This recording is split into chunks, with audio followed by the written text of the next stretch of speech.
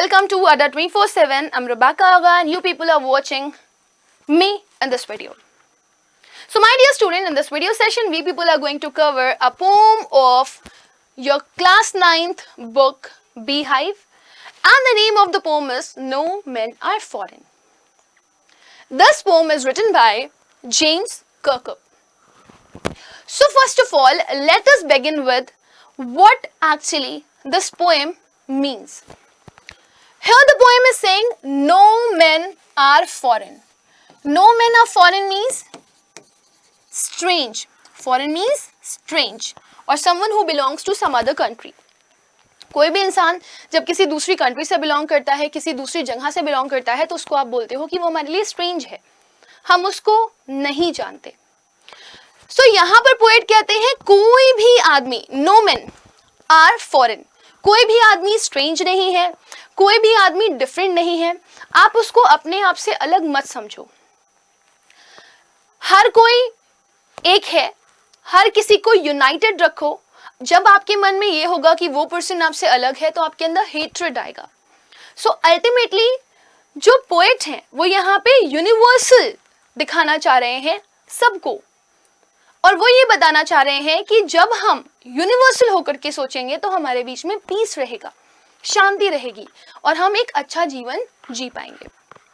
So let us begin with the poem, but before starting the poem, I want to tell you that in this video session we will cover the whole explanation of the poem. We will look upon the hard words which will come in between, and we will see the poetic devices also which will come in this poem. This is poem number 6. Now,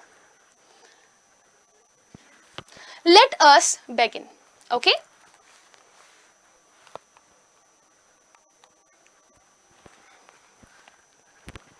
Now the poem is saying, remember, no men are strange, no countries foreign, beneath all uniforms a single body breathes. So here in this part the poet wants to say कि इस चीज को याद रखो. He wants us to remember things. No men are strange. कोई भी इंसान strange नहीं है, कोई भी इंसान अजीब नहीं है. अगर आप एक इंडियन हो, आप भारतीय हो, और कोई इंसान आपके सामने चाइनीज या जापानीज लैंग्वेज में बात कर रहा है तो आप उसे अजीब मत समझो, या आप ये मत समझो कि उसकी भाषा हमारी भाषा से अलग क्यों है या वो हमसे अलग क्यों दिखता है. बिकॉज कोई भी इंसान, कोई भी आदमी स्ट्रेंज नहीं होता. No countries foreign. Foreign means belongs to the foreign country. आपने देखा होगा पूरे अर्थ को जब कंट्रीज में डिवाइड किया गया तो उनके बीच में बॉर्डर्स क्रिएट कर दिए गए. सो पोएट यहाँ पर कह रहे हैं कि कोई भी कंट्रीज फॉरेन नहीं है. जो बॉर्डर्स लोगों ने क्रिएट करके रखे हैं वो एक्चुअली बॉर्डर्स सिर्फ और सिर्फ बॉर्डर्स ही रहने दो.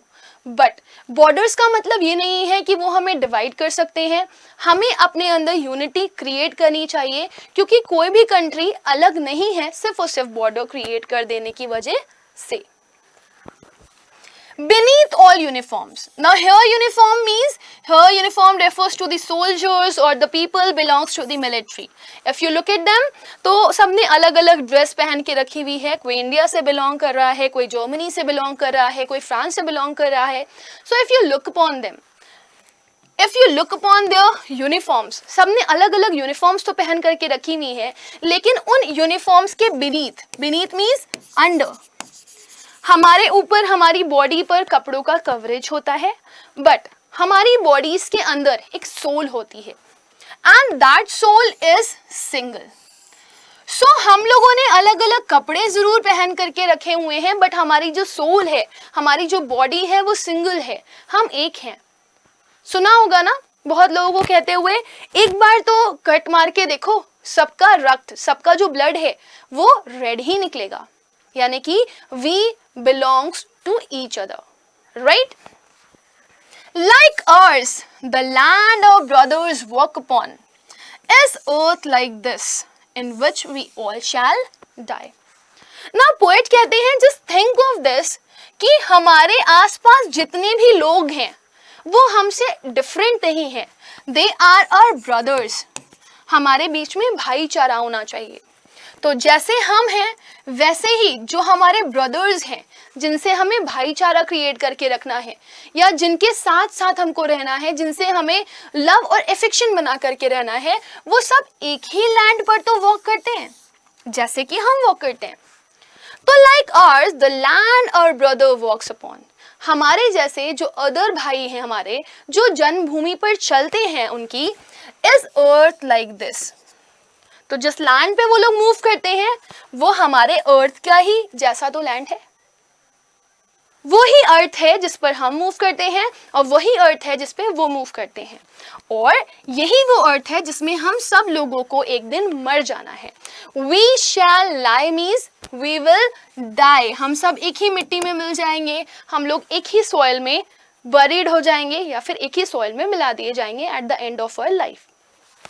So in the whole stanza the poet is trying to make us remember that हमारे लिए कोई भी पर्सन स्ट्रेंज नहीं होना चाहिए, कोई भी कंट्री को हमें फॉरेन कंट्री नहीं समझना चाहिए। हम सब लोग अलग अलग जगह पे रहते तो हैं, लेकिन हमारे अंदर एक यूनिफॉर्मिटी है, एक यूनिवर्सलिटी है, राइट? हम लोग क्या है, हम लोग एक हैं, हम एक सिंगल बॉडी के बीच में ही रह करके ब्रीद कर रहे हैं।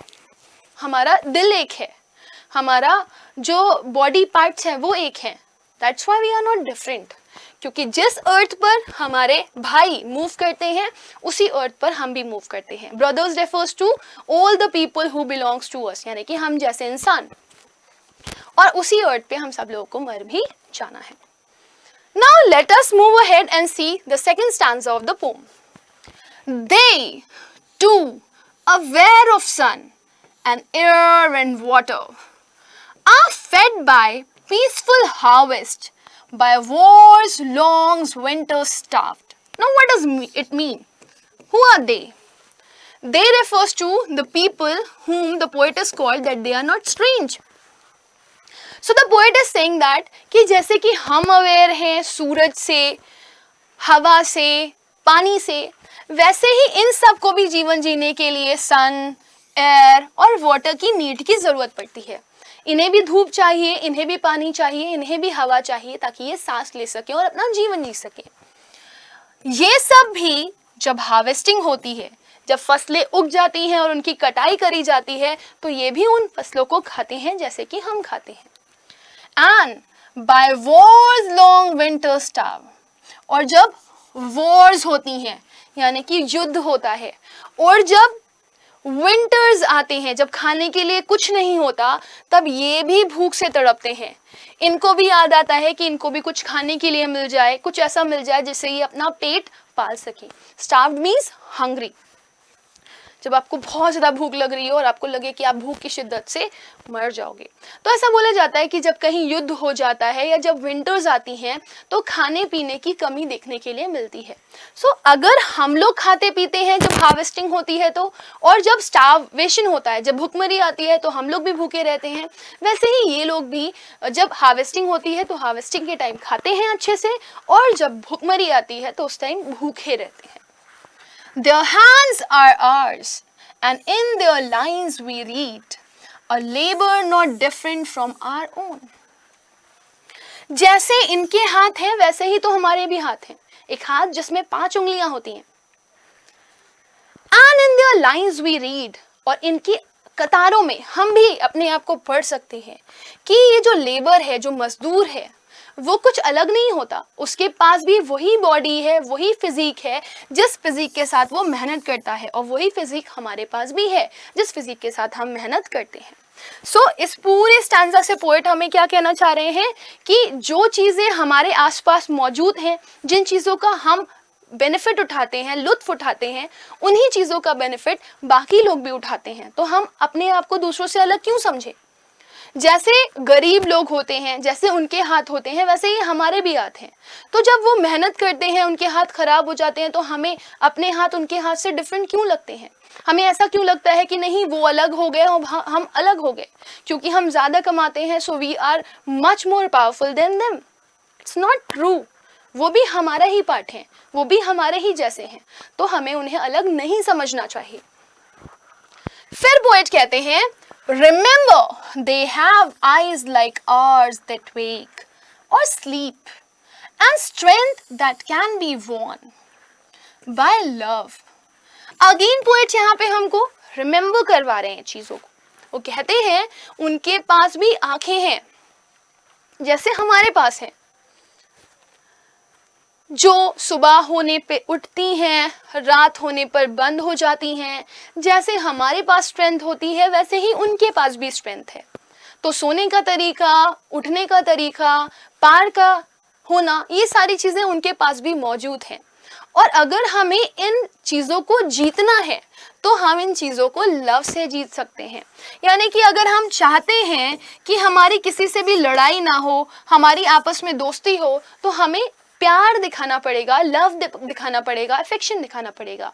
तब जाकर के हम एक दूसरे के साथ अच्छे से रह पाएंगे।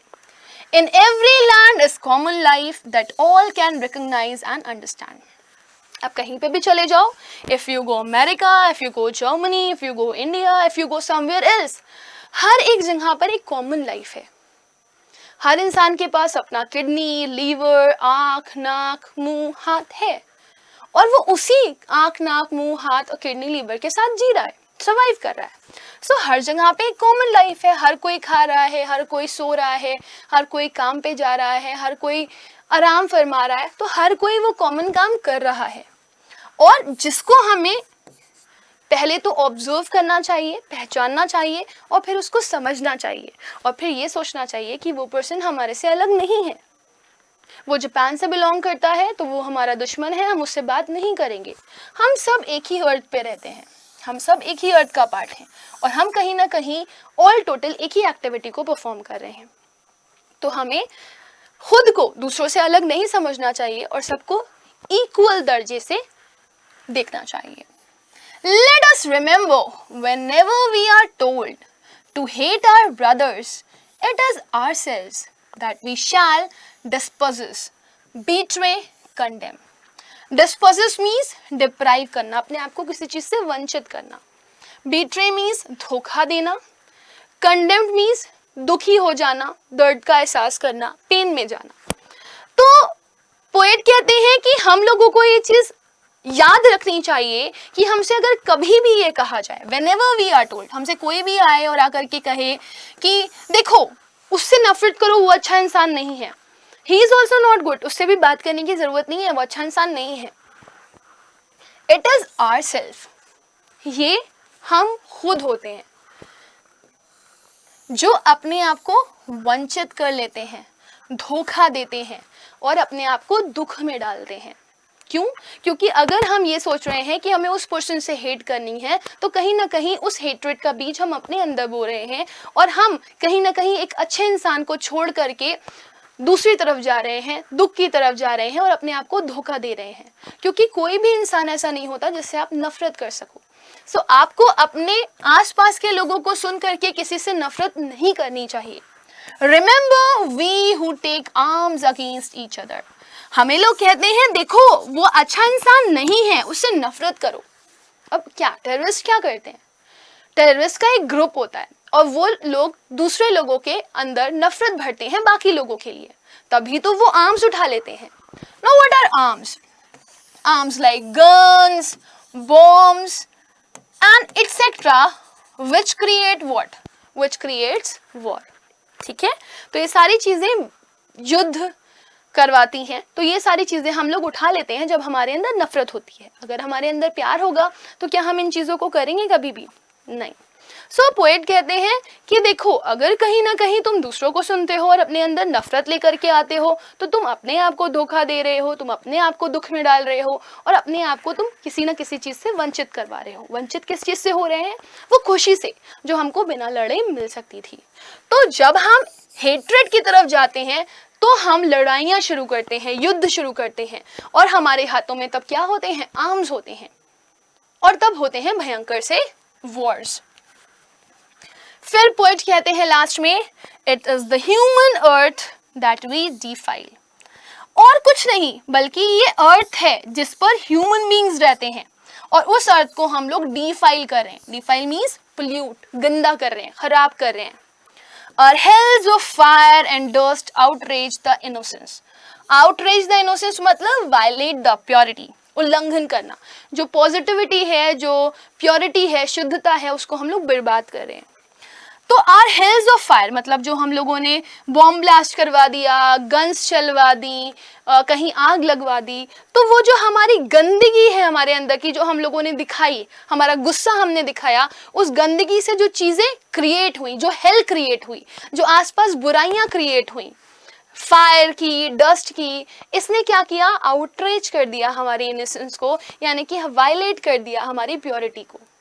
हमारे अंदर लव और अफेक्शन नहीं रह गया, हमारे अंदर गुस्सा आ गया, हेट्रेट आ गया, नफरत आ गई, और हम चीज़ों को बर्बाद करने लगे।